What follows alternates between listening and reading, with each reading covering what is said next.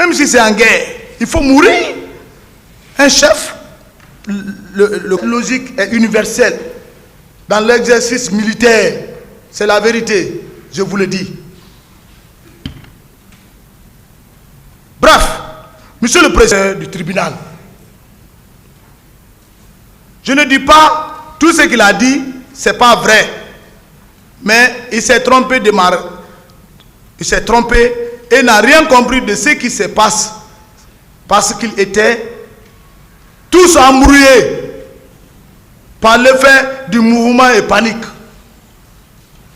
J'ai déjà expliqué pourquoi et comment je suis arrivé au stade pour rejoindre le commandant Toumba pour la sécurité du président Dadis qui était sorti comme il avait préalablement décidé pour sensibiliser les militants.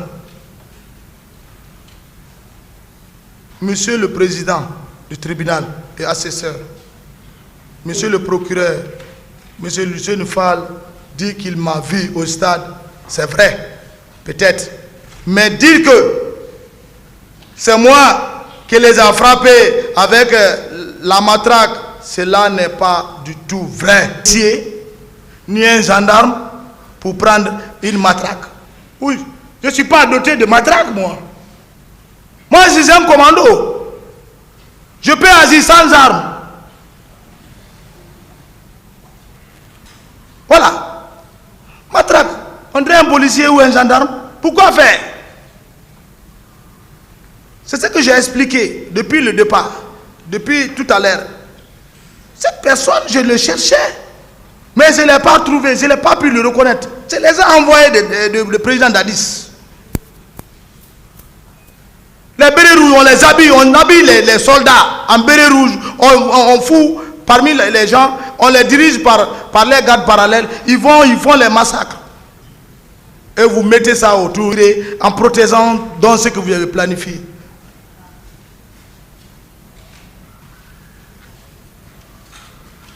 C'est le contraire. J'ai fait mon mieux. C'est ce qui est d'ailleurs a donné la force à mon ami de sortir avec plusieurs leaders. Même Toumba n'a pas compris cette manière. Je veux dire, cette stratégie parce que j'ai fait ces jours. Ce que j'ai fait ces jours. Il ne pouvait pas comprendre. Même si on dit que M. Toumba a sauvé les leaders, et cela est vrai, mais j'ai aussi contribué à ma manière. Mais je n'ai pas frappé un seul individu. Car, jusque-là, à la fin, nous serons toujours des Guinéens et Guinéennes. Monsieur le président du tribunal et les assesseurs, pour une petite précision, tout bateau, je dis bien tout bateau ou un navire, il y a toujours un capitaine de bateau. Et dans le bateau, il y a plusieurs ou beaucoup de travailleurs différents qui ne jouent pas le même rôle. Mais le bateau est toujours commandé par son capitaine de bateau, qu'on appelle capitaine de bateau. Et si le bateau a un problème, c'est le capitaine de bateau qui a la latitude et qui assume son voyage dans la haute mer. Car il sait bien, c'est lui qui commande. Que le président Dadis assume ce qu'il a sémé. C'est être un grand homme. Et en plus, il n'y a jamais eu deux capitaines dans un bateau. Monsieur le Président, j'ai beaucoup souffert et par la foi de Dieu que j'ai mis ma confiance en lui. C'est pour ma vie. Parce que nous sommes dans un pays, je ne veux pas rentrer dans les détails. Si j'acceptais de dire tout ce que je viens de dire, je n'allais pas vivre en ce temps. J'ai été escroqué de tous mes biens, de ma maison, vendu, tombé malade. J'ai fait 4 mois donc en 2014 qui ont trouvé la mort au stade.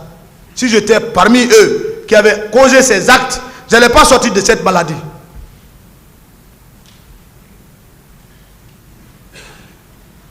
chers membres du tribunal, je porte confiance à Dieu et sur l'autorité que Dieu lui-même vous a confiée en ce temps. Si, pour un moment, pour l'histoire de notre pays, qui est le paradis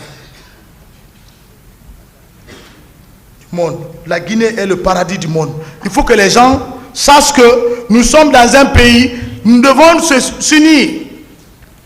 Monsieur le Président, je suis à la fin, mais c'est eux qui ont parlé de tout ici. Et je ne reviendrai plus sur ma parole. Et je suis prêt à répondre à n'importe quelle question.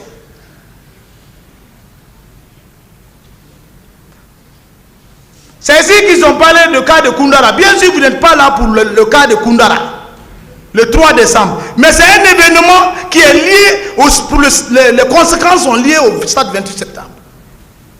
C'est deux événements qui n'ont pas été commis au même moment, mais qui se recoupent. C'est deux actes différents qui n'est pas sur votre table, sauf seulement le cas du 28 septembre. Mais le cas de Koundara sont les conséquences, Monsieur le Président, de l'événement du stade 28 septembre.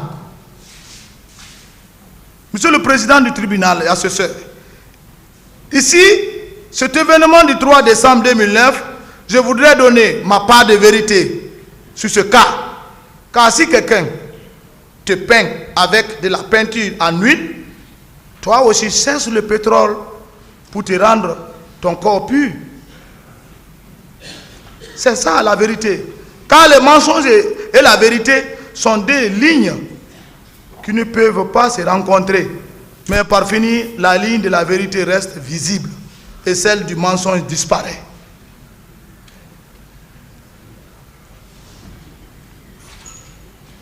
Monsieur le Président et assesseur, Monsieur le procureur et substitut, je sais bien que l'événement du 3 décembre n'est pas le dossier qui est sur votre table de jugement. Mais l'événement du 3 décembre 2009, où le président Dadis a reçu une balle qui lui a frotté sur la tête, est l'une des conséquences de l'événement du 28 septembre 2009. Parce que le président Dadis a voulu, et il est d'ailleurs en train de le faire, protéger, c'est donc qu'il a donné l'ordre, sa planification exécutoire. C'est la vérité. Ce n'est pas un coup d'État.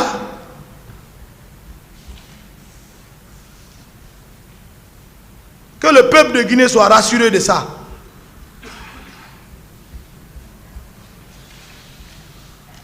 Cette planification exécutoire par sa garde parallèle et sacrifié le commandant Toumba Diakité et moi en coulisses. Moi on ne me disait pas, j'entendais seulement, mais personne qui va parler.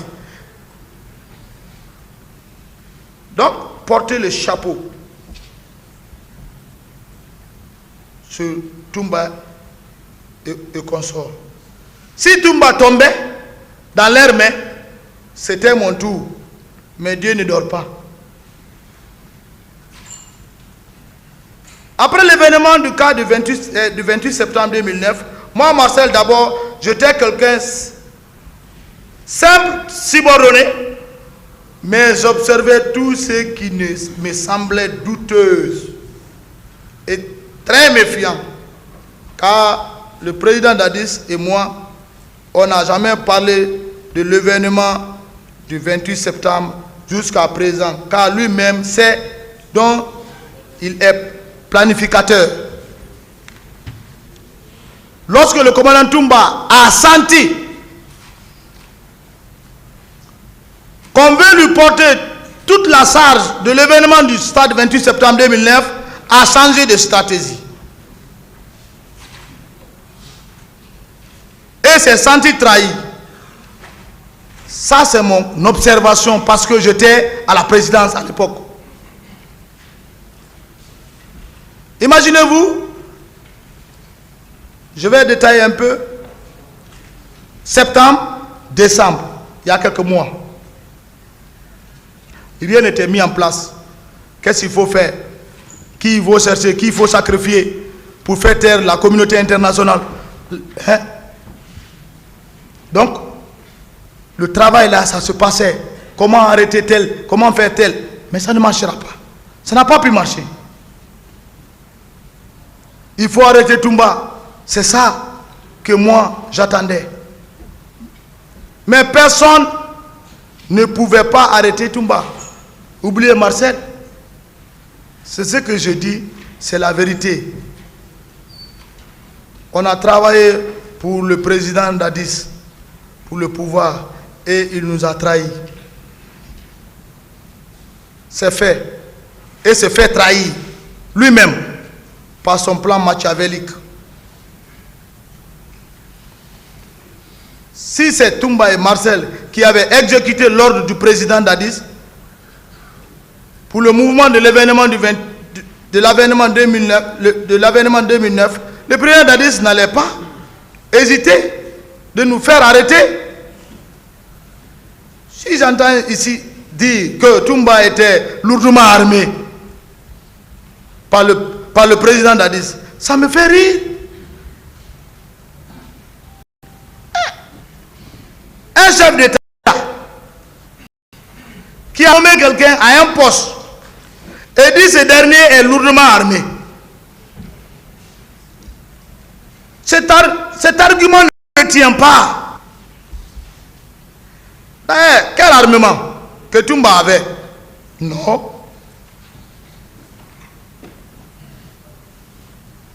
Nous allons tous mourir. Disons-nous la vérité. Un président de la République, surtout d'une transition militaire,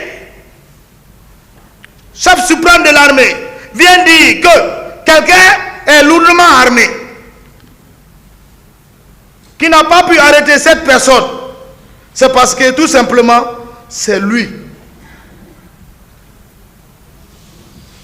Ce dont vous voulez arrêter pour se couvrir, pour couvrir votre plan, sont des innocents qui sont sous la protection de Dieu.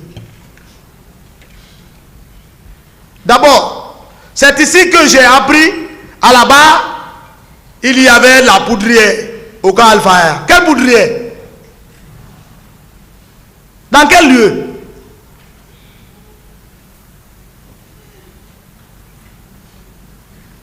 Cela n'est pas vrai. Parce que la poudrière du camp Al-Faya à Diallo a été explosée dans les années 2000, au temps du général Lansana Conté. Avant la rébellion, pendant la rébellion, je pense. Tout le monde est au courant de ça. Si tu me dis armement, l'armement aussi ne se trouve même pas au sein de la présidence. Cette poudrière qui fut explosée, que le général Lansana Conté a fait construire les bâtiments dont on a transformé comme présidence au temps du CNDD, du pouvoir de Dadis. Il y avait 200 logements. Moi, c'est au camp Al-Faya que moi j'ai grandi. C'est au camp Al-Faya que j'ai évolué. C'est au camp Al-Faya que j'ai fait mon service militaire. Je connais ce camp, dans tous les coins. Et j'étais l'homme qui rassemblait tous les camps Al-Faya chaque vendredi. Ça, c'est au temps de Lansana Conté. Tous les magasins qui sont là-bas, je connais tout le contenu. Peut-être 13 ans, on peut modifier. Mais les armements, armement égale armement. Armement d'habillement égale l'habillement égale à l'habillement. Si c'est les habillements, c'est par là. Si c'est les armes, c'est par là. Mais il n'y a pas une poudrière. Depuis 2000, je suis au camp Al-Faya. 2002. Ce que je sais, il y a un magasin d'armement qui est au camp Al-Faya, Diallo, qui d'ailleurs n'est pas au sein de l'ancienne présidence au temps du président Dadis. Et le chef magasinier n'était même pas lié à la présidence.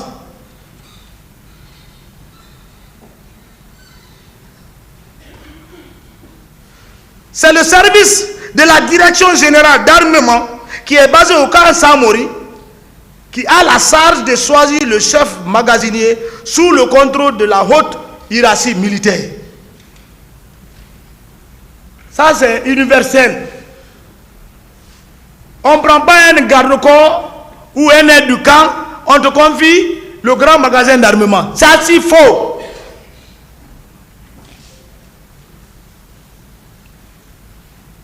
L'armement n'appartient pas à la présidence. L'armement, c'est pour l'armée, c'est pour l'État, pour la souveraineté. Il y a plusieurs armes. Quand on dit armement, ce n'est pas PMA seulement qui est là-bas. Il y a toutes les armes que je ne vais pas nommer. Donc, cette clé est sous la responsabilité de la direction d'armement. Il y a une direction d'armement au camp Samori. Ce n'est pas nous qui avons créé ça, ils sont là. Jusqu'à présent, cette direction est là, qui coordonne toutes les armes qui sont dans les différents magasins, dans chaque unité du pays.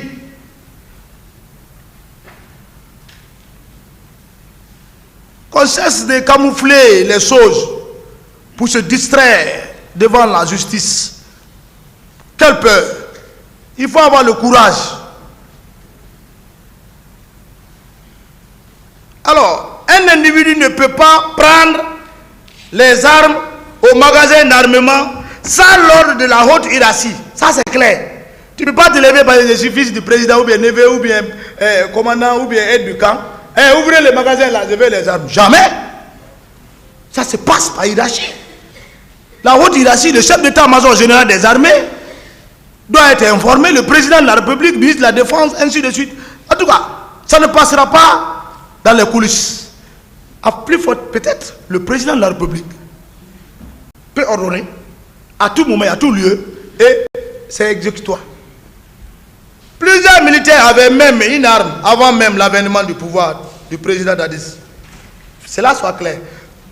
Parce que quand les magasins furent pillés par les jeunes militaires dans les différentes casernes, dont on a vu ici, on dit état de siège, lorsque la dame qui est décédée tout à l'heure, la semaine dernière, je pense, Rabiatou, qui était les manifestants des forces vives contre le général Lansana Conté, il y a eu tir au camp. Les jeunes militaires se sont saisis des armes dans les magasins. On n'a pas retiré les armes là avec eux. Chacun était avec son arme jusqu'à l'avènement du pouvoir de Dadis. J'explique tout cela pour que le tribunal soit bien situé, car on parle ici des choses qui n'existent même pas. Même le jour du 3 décembre, m'a vu que je jouais au ballon. Pour vous dire que j'étais écarté.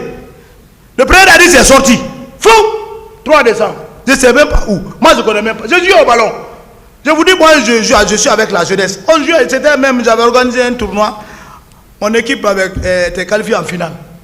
Donc, on jouait le football sur le goudron, vers Sahara.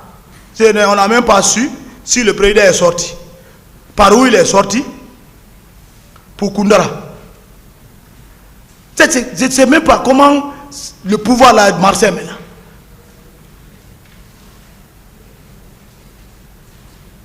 Un tournoi, moi-même, j'avais organisé. Et je suis habitué à le faire avant même l'avènement du pouvoir de Dadis. J'aime le football. Et j'aime jouer aussi au foot. C'est ce jour, le 3 décembre, mon équipe de football était en finale. Et je jouais le football. Je ne m'attendais pas à un incident ce jour. En plein match, j'ai vu je fus alerté par un civil. C'est un civil même qui m'a dit qu'on a tiré sur le président Dadis.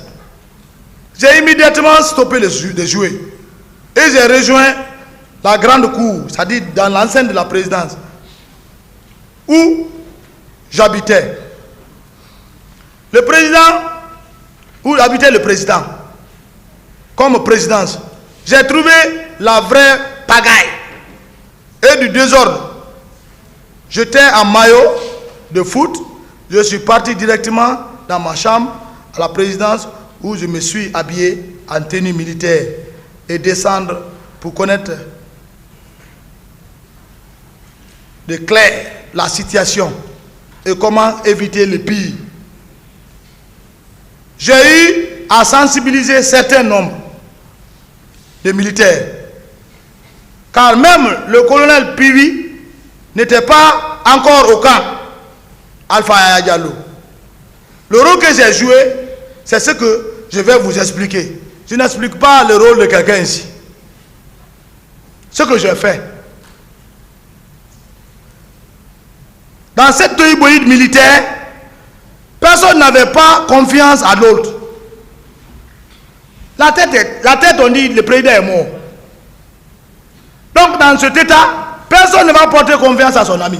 Tu vas voir que peut-être lui, il est complice, ou bien l'autre est complice. Chacun a doute à l'autre. Certains même cherchaient à m'abattre. Car c'est le commandant Toumba c'est le commandant Toumba qui a tiré sur le président.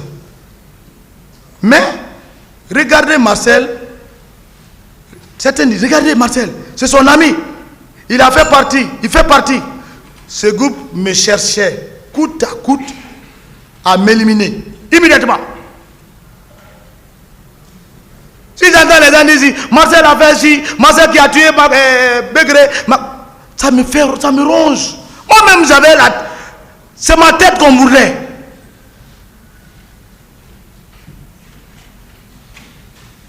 Mais Marcel Guilavogui, qui est devant vous, n'est pas un homme à intimider ni à se paniquer, car j'ai toujours la protection de Dieu.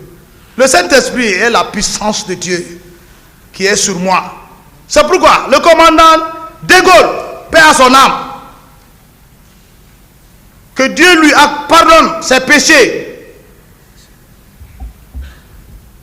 et l'accorde le paradis, fut l'un des grands gardes rapprochés du président, le général Sekouba Konaté. Le grand soldat. Le général Sekouba, c'est un vrai soldat. Oui, il faut le dire, parce que ça fait mal à certains. Mais c'est le vrai soldat.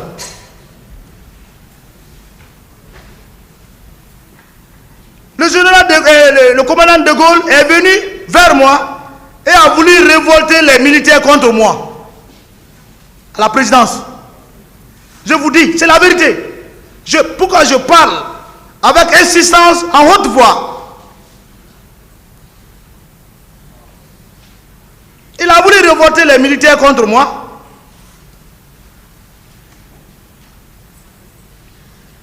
Sur place, il dit, Marcel, c'est ce que vous avez fait au président Dadis? Sur place, je suis devant Dieu. Il y a eu la réaction. Beaucoup de militaires qui ont dit, non, Marcel ne fait pas partie. D'ailleurs, il jouait au ballon. Je parle que la vérité. C'est ça ce qui s'est passé en répondant au commandant de Gaulle. C'est cette parole même qui m'a donné la force, que de Gaulle lui-même m'a donné en retour. Parce que quand il a fait ça, quand il y a eu réaction, j'ai eu maintenant le courage de m'adresser, de poser certains jalons. Ma sixième sens m'a guidé. Et j'ai appelé le commandant Toumba. Peut-être c'est lui qui m'a appelé. En tout cas, il y a eu communication entre moi et lui. Dès qu'il a vu mes appels, il a décroché. Ça, c'est autant chaud. Personne ne pouvait rentrer au camp. Si je voulais prendre le pouvoir, ce jour-là, j'allais prendre le pouvoir. Celui qui vient, je m'enroule, je dis arrêtez-le. Il fait partie. Envoyez. Si je voulais pas gagner. Mais je ne suis pas un homme affamé du pouvoir. J'avais toute la latitude de prendre le pouvoir. Il faut que je déclare cela. Tu viens, j'avais bloqué la rentrée, la sortie. Tu rentres, je te prends, je te fous dedans. Tu viens, je te prends, je te fous dedans. Et puis je fais une déclaration. Mais je ne l'ai pas fait. J'ai appelé Toumba. J'ai mis sur haut-parleur pour me justifier aux yeux de plusieurs militaires que je ne suis pas du tout mêlé ni informé de l'incident entre le président Dadis et le commandant Toumba. Voici notre conversation. Téléphonique à l'époque. Rec. Allô? J'ai appris que ça tire à Kaloum. Rec me répond. Oui, tous ceux qui sont venus m'arrêter, je les ai tués tous. J'ai dit, et le papa? Ça dit le président Dadis. Rec me répond, même lui. J'ai répondu, la troupe n'est pas contente de ce que tu as fait. Rec me répond, en bon malinqué. Aide-moi. J'ai répondu, comment pourrais-je t'aider? La troupe n'est pas contente. Rec me dit, ok, je viens là-bas. Au camp Alpha. C'était sur le parler. Cette fois-ci, j'ai répondu, cette fois-ci avec un ton élevé. Viens, tu me trouveras ici. Et tout a raccroché le téléphone. Et tout le monde a compris que je suis de rien dans la situation et j'ai eu la force de commandement sur place. Mais quand tout m'a dit, je viens. Avant qu'il y ait 1 heure, 2 heures, j'ai vu, ça commence à fuir. Le camp, on dit, viens quoi. On dit, tout m'a dit, il m'a merdé. Donc, chacun sait par où il va sortir. Il va sortir vers Bambeto, ou bien il va sortir vers le camp Imbaya, ou bien par là. Donc, les plus peureux là, c'est pas la tenue, mes frères. Monsieur le Président, ils ont fui. Donc, c'est ce qui a d'ailleurs, je le remercie d'avoir dit ça au téléphone ce jour. C'est ce qui a pu mettre la paix dans notre pays. Parce que son intimité qu'il avait, quand il a dit je vais rentrer, tous les brebis galera qui se voyaient gros gars, si tu le vois, tu dis ouais, je viens commando. Tu vois maintenant, tu ne vois personne. Le colonel Piwi est là. Il est rentré au camp. Il a joué un grand rôle ce jour aussi. Il s'est assis à la porte de la présidence. Je lui ai dit, mon colonel, j'ai dit, grand frère, on est derrière vous. Tout ce que vous dites, c'est ce que nous allons faire. Ce que j'ai dit au colonel Coplan, le grand. C'est un grand homme. On s'est compris, on a mis la paix, mettre la sécurité. On a fait presque plus de combien de semaines, on passe la nuit devant la présidence. Il est là. C'était peu d'hommes. Tous ceux qui étaient là pour affamer pour l'argent ont quitté. Nous on est restés combien de mois, combien de jours avant que le général Sekouba Konaté ne rentre à Conakry. J'étais là toute une nuit, 2 jours, 3 jours, 4 jours. Bref, monsieur le président, assesseur, je pouvais prendre ce pouvoir ces jours quand j'avais maîtrisé tout le camp Alpha Air. Mais moi, je suis un homme qui ne trahit pas. Et je sais bien, beaucoup m'écoutent parmi les militaires que je voulais prendre le pouvoir. Oui, c'est la vérité. Bref, j'ai appris au Talki que le président est au camp Samori. Il est blessé.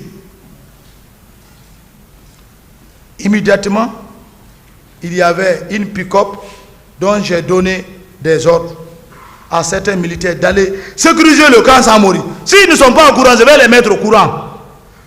Pour les premiers soins. Et c'est ce qu'il fit faire. C'est du camp Samori que le président Dadis a reçu les premiers soins. Et fut embarqué dans l'hélico pour la base militaire. Devant même ces hommes que j'ai envoyés. Parce que c'était en communication Talki avec eux. Pour sa sécurité. Parce que si je quittais la base, c'était fini. D'autres allaient profiter. Le camp Al-Fayed. Donc j'ai envoyé les prescripteurs. Moi, je me rends compte au Talki. Et je les parle. C'est ce que j'ai joué. J'ai mis la paix dans ce pays. Sinon, c'était de catastrophe. Et je souffre aujourd'hui dans ça. Par le bienfait que je fais.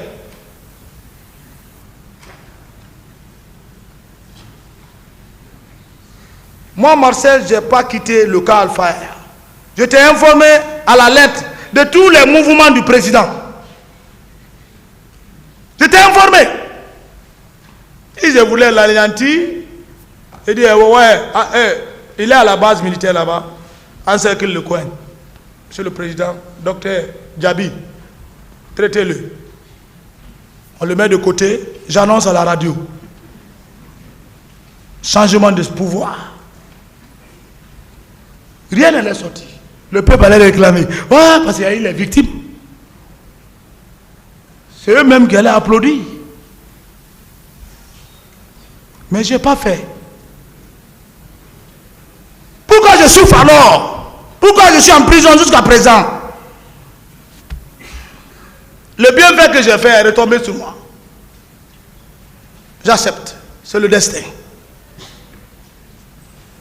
C'est quelque temps que je me suis rappelé tout à l'heure que j'ai vu l'ex-ministre Papa Koli. À l'époque, Papa Koli Kourouma, venir vers moi à la présidence en me demandant, neveu, est-ce que le président peut rentrer? J'ai répondu, mais il est vivant. Il est toujours président. Il peut rentrer. J'ai dit, laissez-moi mettre la vraie sécurité pour sa rentrée. L'ex-ministre Papa Koli est témoin.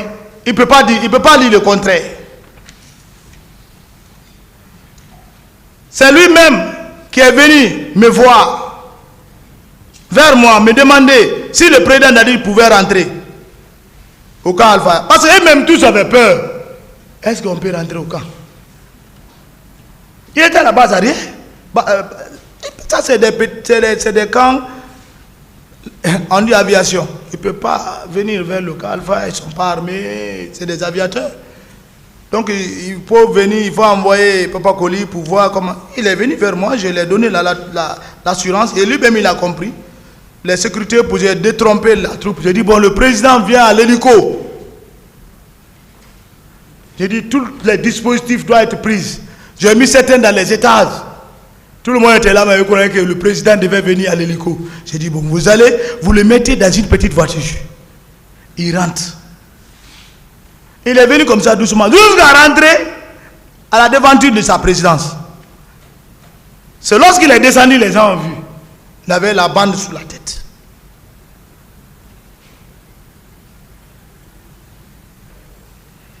Si Papa Koli est sincère, il sait ce que je dis, c'est la vérité. Il ne dira pas le contraire. Je n'ai pas arrêté quelqu'un. Je n'ai pas torturé quelqu'un. Les gens disent, je ne suis pas allé même au train des escaliers. Je n'ai pas assisté au moment de l'arrestation des Bégrés, qui sont morts. Je ne connais même pas. Parce que moi-même, je ne pouvais même pas quitter la base. Je quitte, c'est fini. Il y avait d'autres même qui voulaient. Le pouvoir militaire, si tu ne fais pas attention, ce n'est pas un groupe qui est derrière toi. Tous ceux qui sont derrière toi ne sont pas sincères avec toi. Il y a d'autres même qui cherchent rapidement que tu tombes, qui prennent le pouvoir. Il y avait tellement de groupes. Donc, je ne pouvais pas quitter. Tout ce qui se passait, les arrestations là, les tortures là, regardez, c'est quelqu'un, je ne sais pas, qui m'avait montré ça un jour en 2022, je ne sais pas, une vidéo où on a attaché Bégré. Regardez la vidéo si vous me trouvez là-bas. Mais parmi d'autres, nous ici, ils sont dans cette vidéo. Moi, je ne peux pas traiter un frère militaire comme ça. Même celui qu'on appelle, le deuxième nom qu'on appelle ici, je ne sais pas si c'est... C'est moi qui l'ai sauvé, ils ont voulu l'assassiner. Parce qu'on a trouvé le passeport simplement avec lui. Il dit, mon commandant, Marcel. J'ai dit quoi? Il veut me tuer. J'ai dit quoi? J'ai dit quoi? Ah non, il a le passeport. J'ai dit, mais s'il a le passeport, il n'a pas droit à avoir le passeport. Si toi tu n'as pas le passeport, mon frère, c'est un passeport. Laisse l'autre en paix. Quand je monte maintenant, lui, quand je monte, il monte. Quand je descends, il descend. Quand on a fait un peu de temps, je lui ai dit, hey, tu ne peux pas continuer de casse-casse là. Quitte d'abord ici.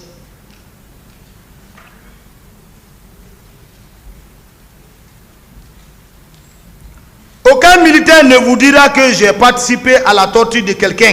Moi-même, j'étais à la cible. Pour certains, pour la protection de Dieu, je suis vivant.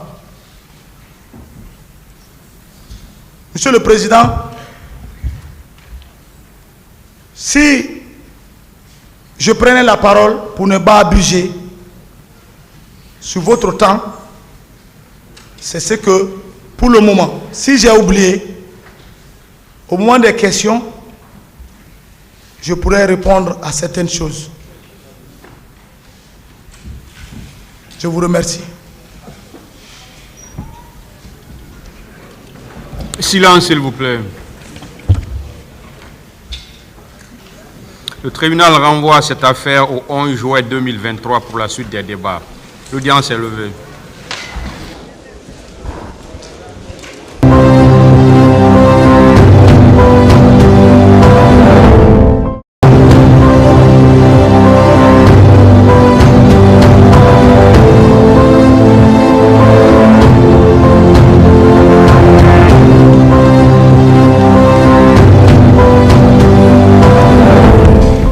L'audience est ouverte, veuillez vous asseoir.